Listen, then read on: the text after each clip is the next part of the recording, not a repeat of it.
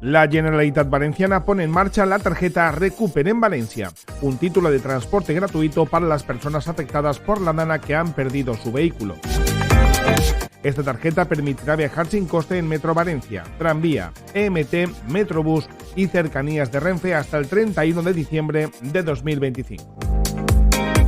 En municipios con más del 5% de vehículos siniestrados, la distribución la gestionarán los ayuntamientos, verificando la residencia y entregando las tarjetas. En municipios afectados con menor porcentaje de vehículos dañados, la ATMV enviará la tarjeta al domicilio tras la solicitud online. Cada vehículo siniestrado da derecho a 2 tarjetas gratuitas, una para el titular y otra para un familiar. Las tarjetas estarán listas para su uso sin necesidad de recarga ni validación inicial.